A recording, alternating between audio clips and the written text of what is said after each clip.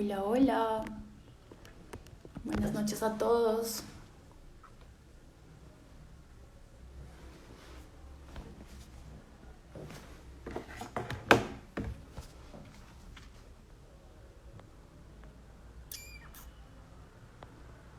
Ya ahora sí.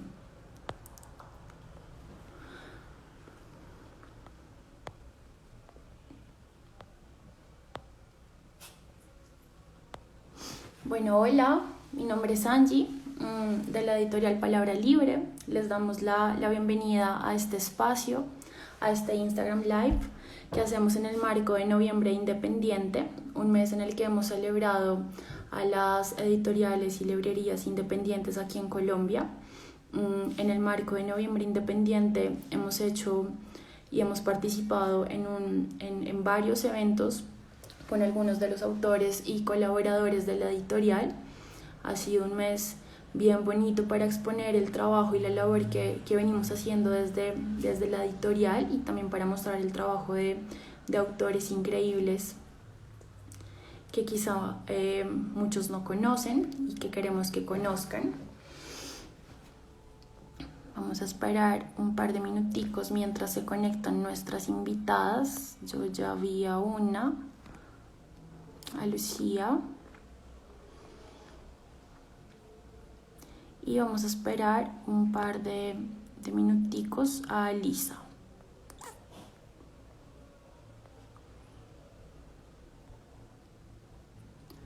Listo, ahora sí ya los vi. Les voy a dar a aceptar la invitación para la transmisión y vamos a arrancar.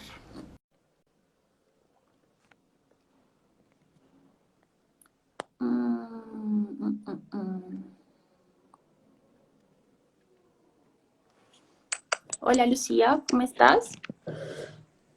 Hola, ¿qué tal? ¿Cómo están? Hola Lisa, ¿cómo están? A Lisa no te escucho. Estamos.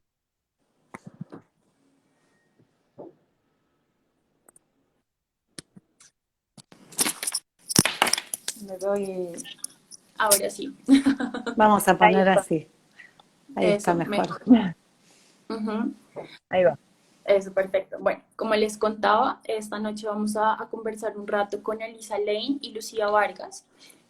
Vamos a hacer una presentación previa del libro de cuentos de Alisa, que se llama Nunca miraste un león a los ojos. Este libro lo lanzaremos oficialmente en Colombia en febrero, pero en el marco justamente de Noviembre Independiente, pues queremos darle como una abrebocas a nuestros lectores, a nuestros seguidores, y pues dejar a nuestras invitadas pues hablar un poco del libro.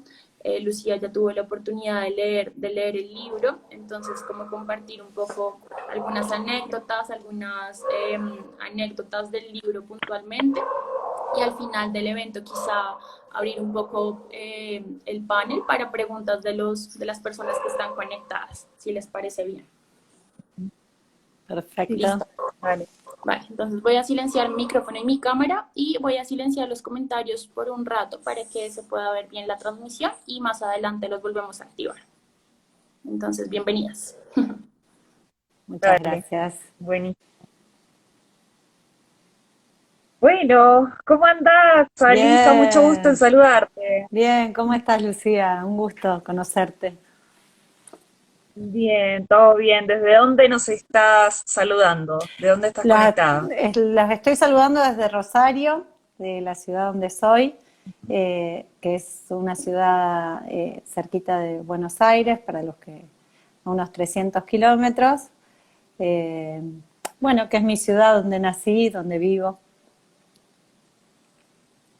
Buenísimo, sí, yo, bueno, pude leer ahí algunas cosas tuyas, que sos arquitecta, que sos rosarina.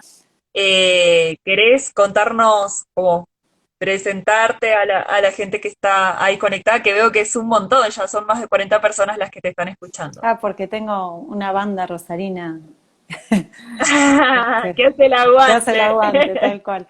Bueno, Qué lindo. yo soy arquitecta, como vos dijiste, que es lo que estudié, digamos, cuando terminé el secundario. Y esto de la escritura me llegó después, ya trabajando de arquitecta, digamos que más o menos a los 35 años empecé a escribir, nada, con, digamos, la particularidad de que no escribía antes, no llevaba diarios, no tenía una... sí leía, pero no se me había dado. Y bueno, ahí empecé sola a escribir algunos cuentos, algunas historias que por ahí escuchaba y me surgió esto de ponerme a escribir. Y unos 5 años después empecé a recorrer un poco la vida en los talleres, primero con Angélica Borodiller, que es una escritora rosarina, Sí. con la que fui un año. Con Angélica eran más unas charlas y encuentros y lectura más a modo de charla. Y después empecé el taller de Alma Maritano, que es un taller de lectura y escritura, que se trabaja sobre los textos, que un poco es lo que yo buscaba y sentía que necesitaba para poder dar un paso más. Bueno, ahí se me abrió como un mundo importante de posibilidades sobre todo. Y después seguí con Pablo Colacray, que también estaba en el taller de Alma. Cuando Alma murió, seguí con Pablo, que finalmente es el que más tiempo transcurría en su taller y con el que más, digamos, me formé. Lo cuento a esto porque también me formé con el trabajo de taller. Si bien la escritura tiene algo de solitario, el trabajo de taller tiene también la posibilidad de aprender grupalmente, tanto de los comentarios sobre nuestros textos como de las lecturas, aprender a leer de otra manera, a encontrar lo que uno está buscando en un texto de otro. Aprender sobre las correcciones de compañeros, o sea, un poco ese fue mi camino, que, bueno, que es el que me llevó a este libro que hoy estamos presentando, que son todos cuentos que pasaron por los talleres, que tienen las correcciones de los lectores que eran mis compañeros, digamos que son mis compañeros. Es una actividad que yo la continúo haciendo porque siempre me suma, me enriquece, ¿no? Un poco ese es mi camino. Buenísimo. Sí, sabes que retomando el tema de los talleres, es bien interesante porque, por ejemplo, acá en Colombia no está esa tradición que nosotros sí tenemos allá.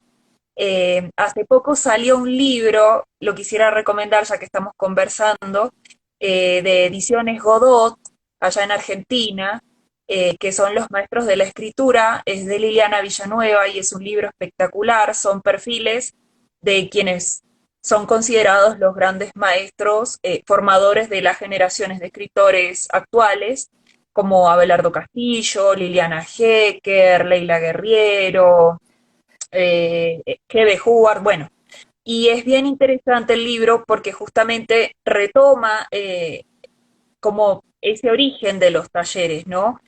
Un poco lo que decía Castillo y lo que decía Hecker era que, bueno, que la época de los años de dictadura estaba como condicionado el tema de reunirse en grupos grandes, entonces empezaron a nacer estos espacios en las casas, y me parece súper interesante que continuamos, digamos, yo también soy hija de talleres, Ajá. y me parece bellísimo resaltar, que hayas resaltado este trabajo, porque es cierto, uno no llega hasta donde llega solo o sola, ¿no? Hay un trabajo también de apoyo, de lecturas, como bien dijiste, de otros y otras que están ahí atentos a hacerte una evolución para que puedas enriquecer ese texto, ese punto de vista.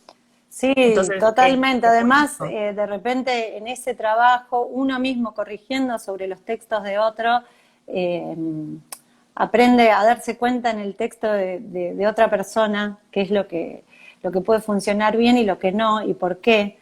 Y eso es una herramienta, digamos, que más allá de que el trabajo tiene una parte solitaria, tiene una parte que es de oficio, que es de probar las cosas que funcionan, los recursos que uno puede disponer, digamos, con los cuales uno puede jugar. Entonces uno de repente me ha pasado de estar en el taller corrigiendo, no un trabajo mío, pero terminar el taller y saber qué tenía que ir a hacer yo con mi trabajo, a raíz de comentarios sobre otros, ¿no? Así como Claro. leyendo tal cual a Castillo o a Hecker, encontrar recursos y poder tomarlos y decir, bueno, a ver, con mi historia, ¿cómo la cuento si tuviera que usar todos estos recursos? Y es una ejercitación que, digamos, que también, digamos, no hay manera de aprender el oficio si no es probando y escribiendo y escribiendo. Yo siempre le digo a los que arrancan o a mis compañeros, yo no dejé pasar ni una posibilidad de corregir sin llevar algo, eh, fuera apurado o no. En general diría que tengo escritos muchísimos cuentos, la gran mayoría no publicables, ¿no? Eh, Tengo estos para publicar, pero todos los otros hacen que estos puedan existir, digamos. Entonces, bueno, es un recorrido y es un aprendizaje, eh, no es una inspiración, digamos, es un aprender también, ¿no? Después, bueno, está el tema de dónde pone uno el oído, de cuáles son los intereses, de qué, dónde tiene ganas de poner la mirada, que eso, bueno, es muy, muy personal. Ahí sí está como el aporte de cada uno. Bueno, me quedo con dos cosas que dijiste que me interesa. Una tiene que ver con una pregunta que ya tenía pensado hacerte. Nombramos ahí varios maestros, maestras, vos también nombraste a tus maestros. Me gustaría preguntarte cuáles son esas lecturas fundamentales, digamos, esa base que vos consideras que son los libros que te llevaron un poco o que te alentaron a la escritura, o esos autores, por ejemplo, ¿no? También. Sí, Eso por un lado. bueno, por ejemplo, para mí fundamental, diríamos, previo a toda esta etapa de estudio, para mí Kafka es un autor que siempre me fascinó y me habilitó en su manera de decir, bueno, es posible contar cualquier cosa, eh, digamos, eh, es posible plantar el escenario que uno quiera, porque digamos, no hay un límite ahí. Eso me parece que nada, es algo que a mí me convoca, y a su vez también autores como Di Benedetto son autores que yo siento que me influencian. También Samantha Schweblin me abrió cuando yo leí los cuentos de Samantha, eh, por hablar también de contemporáneos, me abrieron un mundo y unas ganas también de decir, bueno, ahora están escribiendo esto y yo también tengo ganas de Claro. probar. Eh, Después hay otros autores que me fascinan mucho, que no sé hasta dónde podría haber sacado algo de ellos, como Faulkner, eh, por ejemplo, o Shirley Jackson, eh, Flannery O'Connor.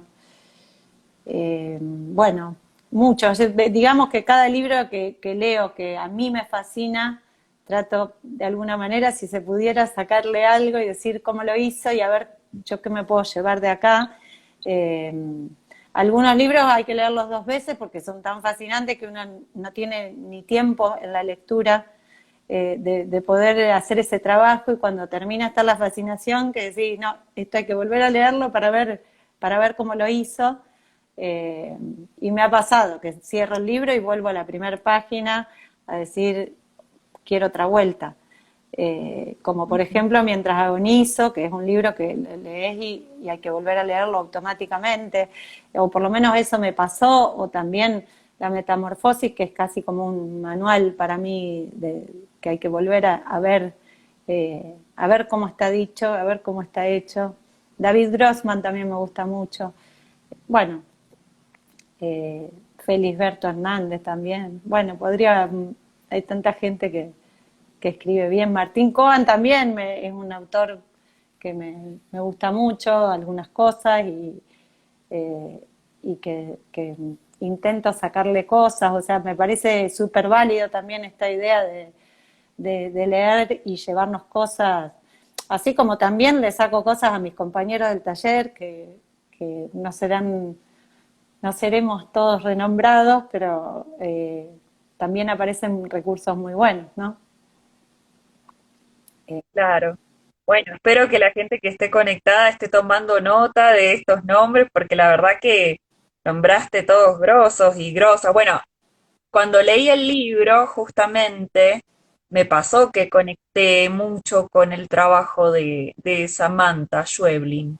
Creo que hay ahí como una beta que tiene que ver con cierta oscuridad en el trabajo de las historias, en las tramas, bueno, algunas imágenes también que me llevaron por momentos a su trabajo. Eh, Sí, puede ya ser, para digamos, si ya te llevó, para mí es un halago, porque los cuentos de Samantha me parecen muy geniales, así que ya me pone contenta. Ay, sí, no, a mí me encanta ella, me parece una gran, gran autora. Creo que es una de las mejores argentinas contemporáneas y la verdad es que es hermoso el trabajo que hace y creo que vale la pena nombrarla para que también los que no la conozcan puedan buscarla. En Colombia se consiguen los libros de ella Buenísimo. y es bien interesante para que la busquen. Bueno, yendo un poco al libro que estamos presentando, quisiera preguntarte, bueno, primero, acabas de decir que sos una escritora muy prolífica, o sea, que tenés varios textos y que hay algunos que decidiste no poner y esto sí, entonces acá hay una curaduría, hay una selección, entonces quisiera preguntarte ¿cuál fue tu criterio para seleccionar estos textos que sí están publicados? ¿Cuál fue tu criterio también, por ejemplo, para elegir el título del libro? Porque curiosamente una pregunta que se hace en uno de los cuentos también, ¿no? Entonces, para que nos cuentes cómo es ese proceso creativo de seleccionar y darle como vida y cuerpo a un libro, que vale la pena decir es Premio Fondo Nacional de las Artes 2019 en la categoría de libro de cuento, que es un premio muy, muy importante en Argentina. Bueno, mira, en realidad los cuentos, los cuentos que quedaron en el libro, que fue un corte que yo hice cuando mandé al concurso del Fondo Nacional, eh, son un poco los cuentos que uno releyendo los vuelve a leer y vuelve a decir, bueno, me vuelve a convencer un poco, porque también yo corrijo mucho lo que trabajo y de repente pasa un tiempo y uno vuelve a leer algo y, y con lo aprendido y lo escrito después uno se va dando cuenta que bueno, que a lo mejor es un cuento que no es que esté mal, pero en algún momento afloja. Estos cuentos yo lo armé en el momento que decidí hacer el corte para mandar este libro al fondo. Eh, Fui seleccionando, es un poco que seleccioné de lo disponible que yo tenía de todo mi material, los cuentos que sentía que tenían un clima en algún punto que los unía, eh, que, que tienen esta cuestión de rareza. Yo tengo también una serie de cuentos que venía escribiendo un poco más fantásticos, eso los decidí dejar a un lado. Estos son cuentos un poco más raros, no tan, yo diría, no tan fantásticos, y tenía cuentos, por ejemplo, en un pueblo inventado, esos también decidí sacarlos todos. Tenía un personaje que lo venía repitiendo, todo eso decidí que no, y elegí mantener este clima un poco de vacilación, un poco oscurecido, muchos tienen como personajes animales que van poniendo como un contrapunto de para la mirada humana, digamos, que le da como, que les devuelve la mirada desde una naturaleza distinta al hombre. Eh, un poco los elegí así, un poco con ayuda de gente que me fue leyendo y armando, y, y un poco de azar también, porque esto del premio me empujó mucho, pero bueno, puede ser que uno elige y a veces hay de hecho, en el libro del fondo había 2 cuentos más que después decidí sacarlos también, porque me di cuenta que tanto no pertenecían. ¿Qué otra cosa me habías preguntado, Lucía? ¿Cómo los... Sobre el título. Y el título. Bueno, el Sobre título el título. fue cambiando un montón de veces. Lo trabajé también en una reedición que hice con Pablo Colacray, y un poco es un título que me parece que habla del libro. Está justamente, es una frase que está en un cuento bien particular, porque es un cuento situado en Medio Oriente. Hay 2 cuentos que están situados en Medio Oriente, este es uno de ellos, pero me parece que tiene el animal, que es algo que a mí me interesaba, y habla de cómo nos miramos, cómo uno se ve reflejado en los ojos del otro, o sea, y habla, por ahí es una pregunta que abre, seguramente mucha gente habrá ido al zoológico, o si ha tenido suerte algún safari, no sé, puede haber visto un león, pero mirar un león a los ojos implica una intimidad con ese león. Entonces, hasta dónde uno está dispuesto a mirar de otra manera, algo un poco ajeno, algo un poco extraño, porque no es mirar a los ojos a un perro o a un gato, sino a un león, con la ferocidad que también implica lo que uno está mirando, ¿no? Entonces, hasta dónde uno está dispuesto a mirar a esa ferocidad a los ojos. Me pareció que un poco relataba a dónde va a ir el libro a convocar al lector, digamos. Por eso terminé optando por ese título, que no es el título del cuento. Es cierto, es cierto. Justo acá lo estoy buscando, lo tengo acá. ¿Querés que leamos un pedacito? ¿Te animás? ¿De ese cuento? O del que quieras, ahí como para irme echando con lecturas nuestra charla. A ver, ¿De cuál te gustaría leer? mira, yo hace un ratito pensé que a lo mejor leíamos algo y separé otro, que también tiene un animal que es un mono, que es Sí, la estafa. ¿Querés que lea un pedacito de ese? ¿Te parece bien? dale, que por ahí también tengo una preguntita por dónde va ese texto también. Bueno, agarro no del inicio, agarro una parte. Dale. Entonces sucede, en un parpadeo, en un abrir y cerrar, pasa. Nos estamos mirando a los ojos, el mono y yo. Estamos solos en el pasillo.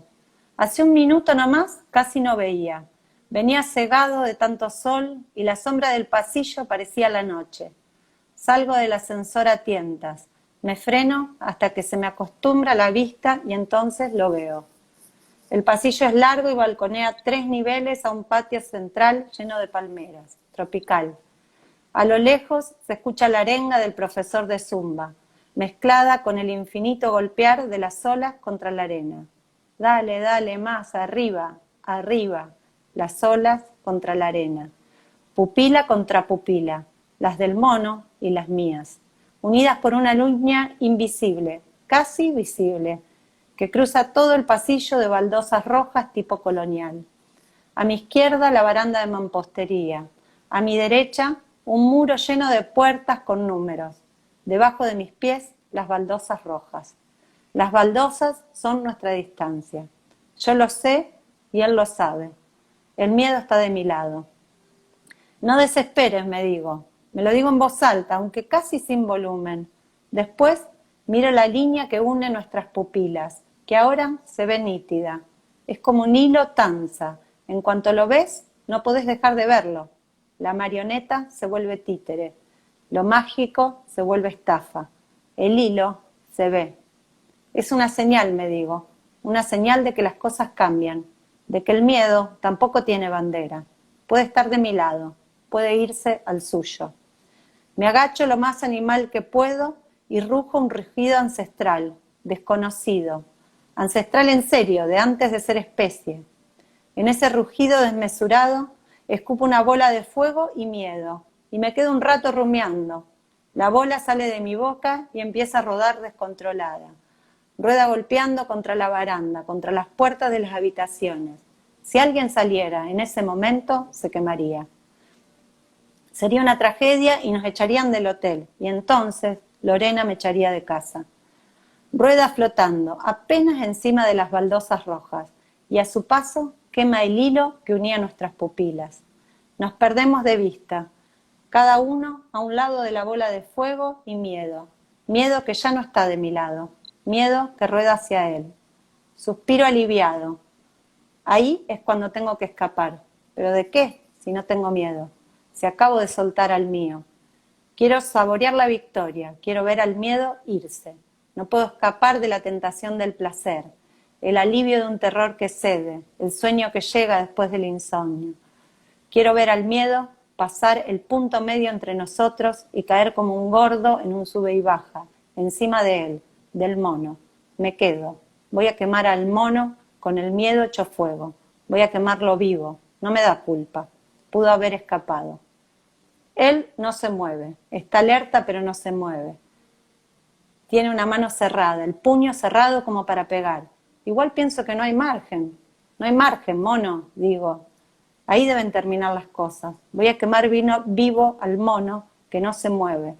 Es un mono imbécil, pero se corre.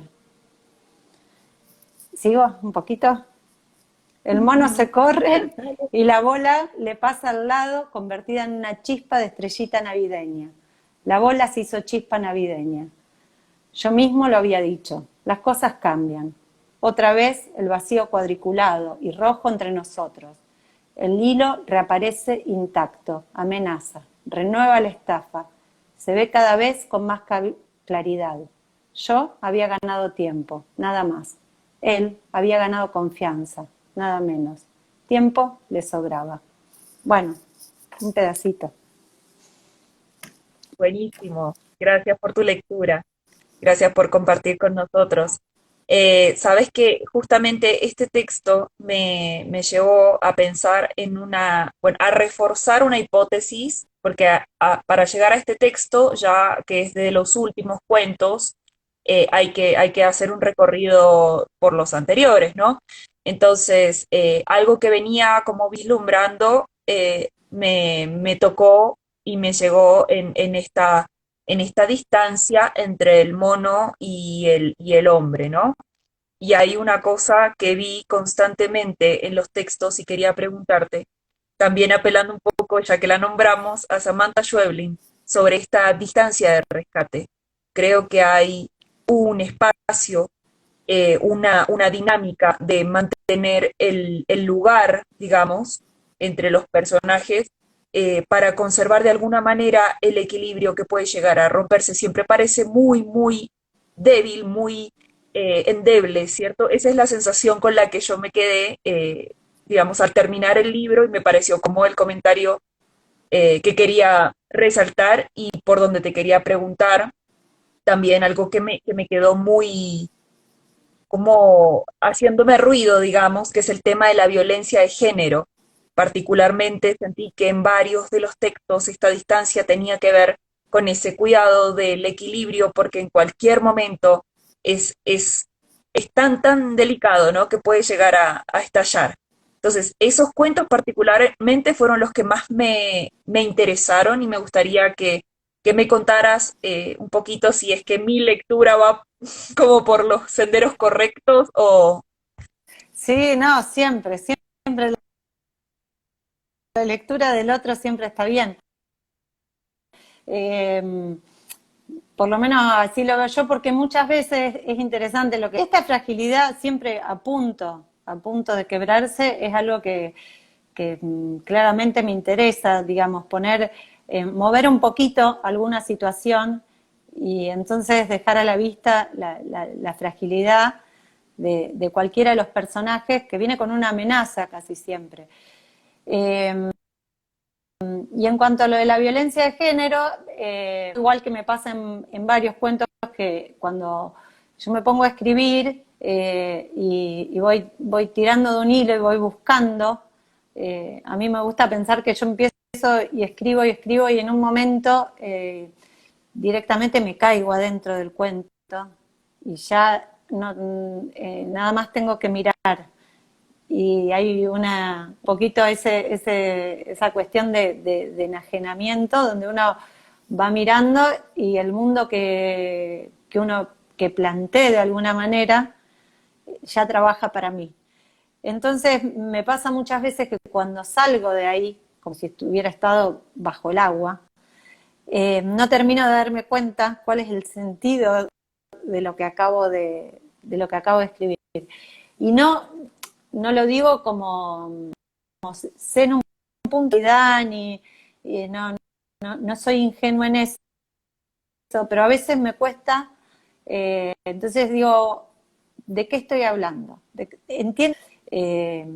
Esa tensión que se puede generar, pero y muchas veces son los otros los que me devuelven, por eso a mí me llevó bastante darme cuenta que había varios cuentos que hablaban de esta violencia de género, porque no los escribí pensando en eso, cosa que me parece válida, porque cuando uno ya se pone como algún objetivo con ciertos valores de por medio, muchas veces termina arruinando un poco el texto, o por lo menos a mí no me interesa escribir desde ese lugar.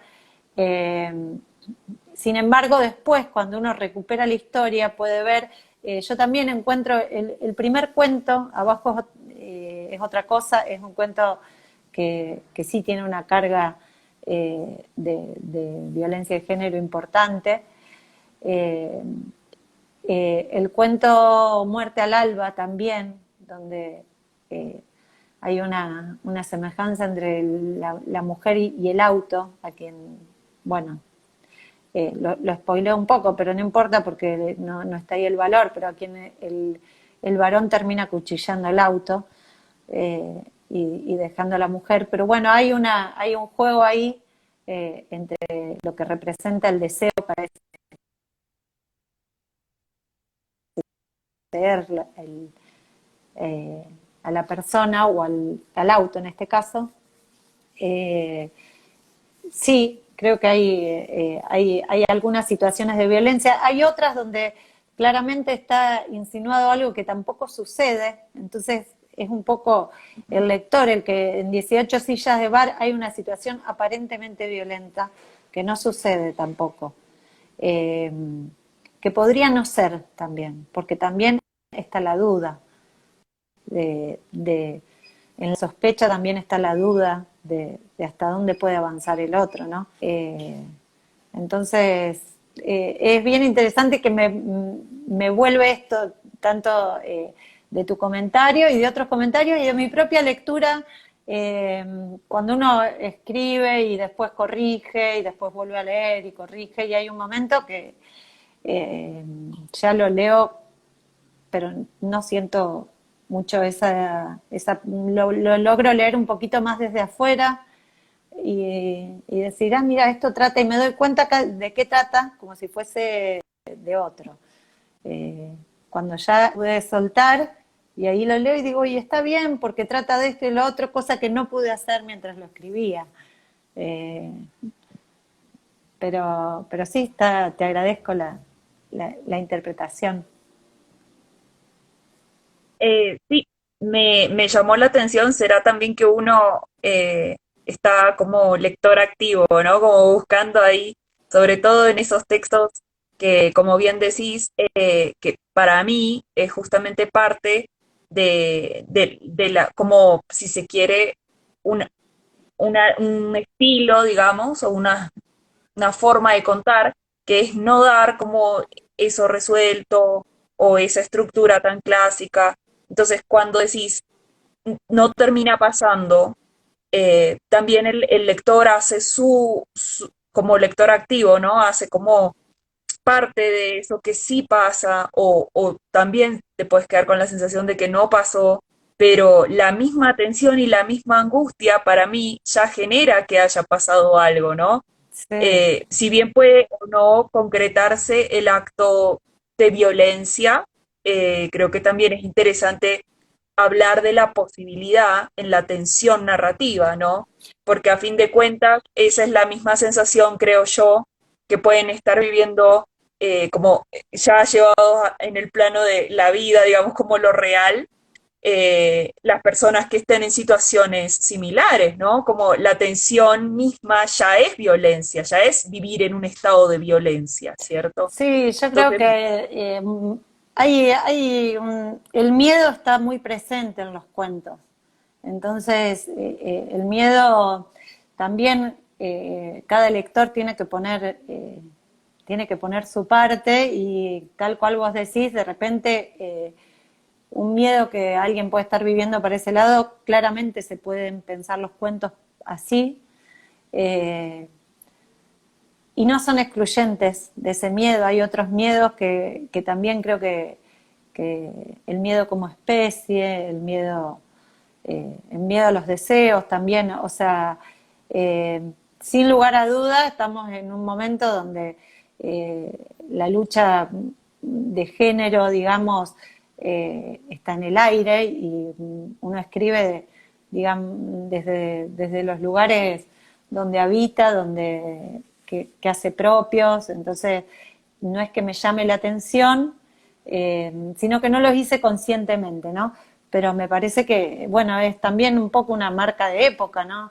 Eh, que, que lo que tiene de raro también son textos que tienen rarezas, pero que están al servicio de las cosas, digamos, no al servicio, pero sí están nutridos del mundo propio interno mío y el mundo exterior. De hecho, muchos de los cuentos, eh, diría casi todos, no tienen, están basados en cosas que escuché o que me contaron o en una imagen que vi, digamos, no, eh, o sea que todo eso es mi tiempo, digamos, es nuestro tiempo de ahora, ¿no?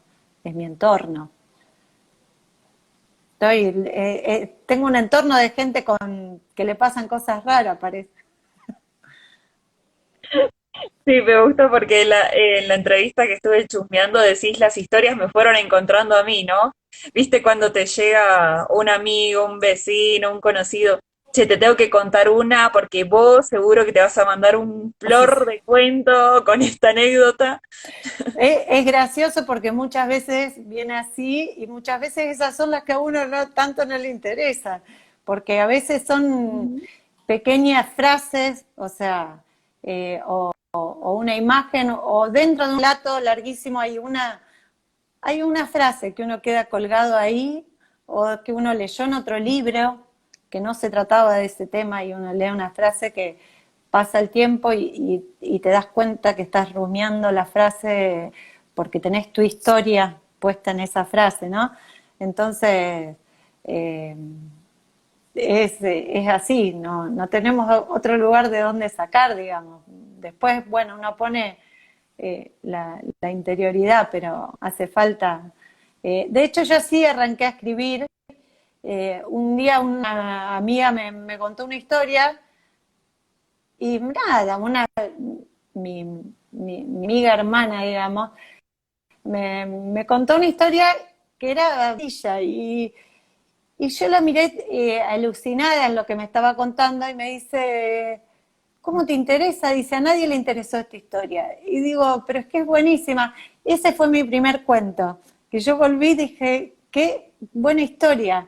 Eh, bueno, es que donde ahí está, digamos, lo individual y el interés de cada uno, porque, digamos, cualquier detalle, cualquier historia puede ser interesante para contar.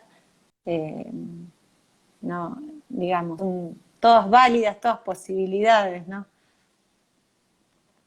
Es verdad, es verdad. Bueno, ya estamos cerquita de cumplir el tiempo, digamos, de la transmisión, pero quisiera invitar a las personas que están conectadas a que puedan ir pensando las preguntas, los comentarios que quieran hacer.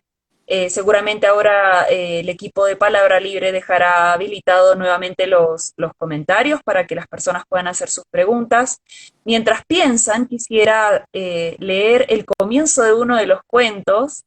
eh, Acá lo tengo, es Los búhos tienen dientes, para que vayan pensando mientras les voy leyendo. Dice así: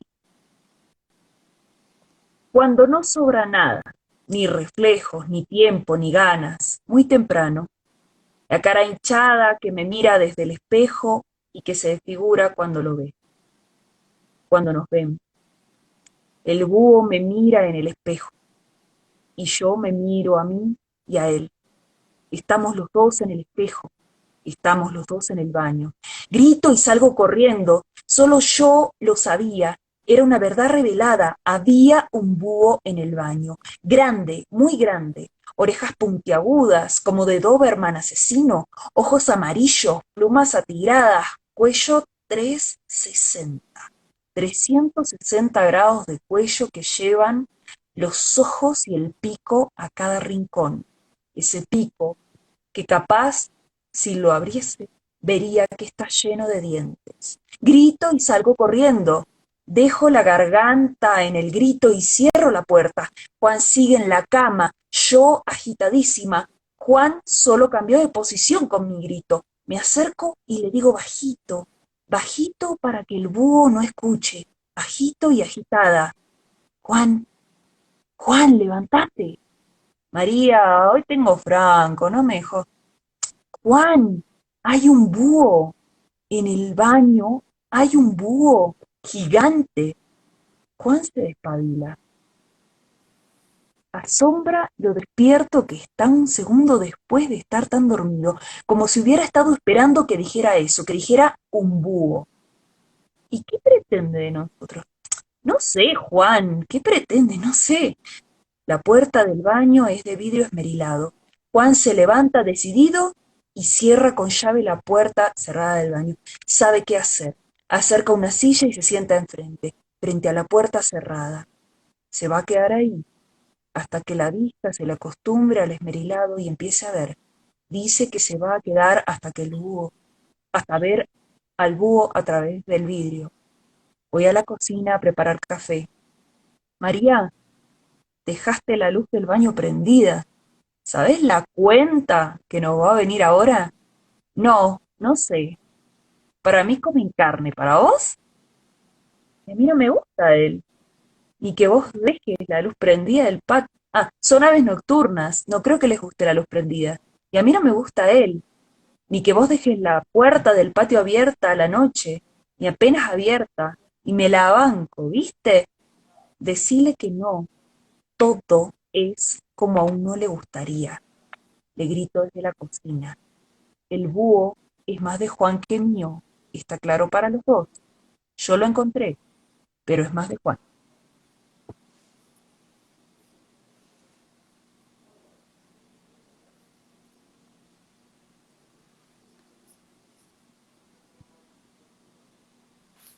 Bueno, ahí estamos otra vez conectados con Palabras Libres. Hola, hola, sí, ya, no me prende el micrófono. Bueno, vamos a activar Ahí está. los comentarios, a ver si hay algún comentario, alguna pregunta. También a saludar a todas las personas que se conectaron desde Argentina, desde Colombia, desde quizá otras partes del mundo. A ver, a ver. Taminemi dice, genial, Ali. Saludos para Cris Ronchese, que dice, felicitaciones, Ali. Para Bartolacci, para Luna Corbalán, para Gaspar y Elena, para Gastiano, ¿no? David allá al piso Lane, para César Álvarez, que también se conectó desde el inicio. Bueno, tuvimos hoy muchas personas conectadas. David resalta la historia del mono. La historia del mono es tan genial. Mm. Son todos amigos, puros halagos. Qué belleza. Impresionante escritura. Felicitaciones. Bueno, yo creo que con esto podemos ir cerrando esta conversación, agradeciéndoles a las dos por su tiempo, por esta charla tan rica, tan amena. Darle gracias a todas las personas que se conectaron con nosotros. Este video vamos a guardarlo en nuestra cuenta de Instagram, por si quizá alguien no se alcanzó a conectar, lo vamos a poner también por estos días en nuestra cuenta de YouTube, para que las personas lo puedan volver a ver. Recordarles que este libro de cuentos lo lanzaremos oficialmente y estará disponible oficialmente en Colombia en librerías en febrero del 2022, y que por ahora lo pueden conseguir pues virtualmente por páginas como Amazon o por Busca Libre. ¿Listo? Entonces, eso sería todo. Alisa, Lucía, ¿quieren decir algo para despedirse? Sí, yo les quiero agradecer a Lucía, a vos, también le quiero agradecer a Santiago y a Nicolás, que fue mi editor de Colombia, que la verdad que ha sido un placer trabajar con ustedes y bueno, y una sorpresa también que estemos presentando primero mi libro en Colombia, que después llegará la presentación en Argentina y que nos hemos entendido muy bien, sobre todo en la edición del libro, que siempre es gratificante poder seguir trabajando los textos y de repente con alguien que uno no conoce y que tiene que es de otro país donde el castellano y el español va cambiando y toma sus giros y nos pudimos entender y corregir algunas cosas y otras no, y entender por qué buscábamos algunos tonos distintos. Está muy agradecida con ustedes. Bueno, Alisa, gracias a ti. Lucía. Eso. Bueno, nada, agradecerles mucho a ustedes por la invitación. Gracias por este momento también para poder compartir. Me parece muy linda la propuesta. Entonces, también invitar a todas las personas que estén conectadas a que conozcan el trabajo de Alisa y bueno, felicitaciones. Muchas gracias a ustedes. Un gusto, un placer. Y gracias a Un los que se placer que te conectaron. repita.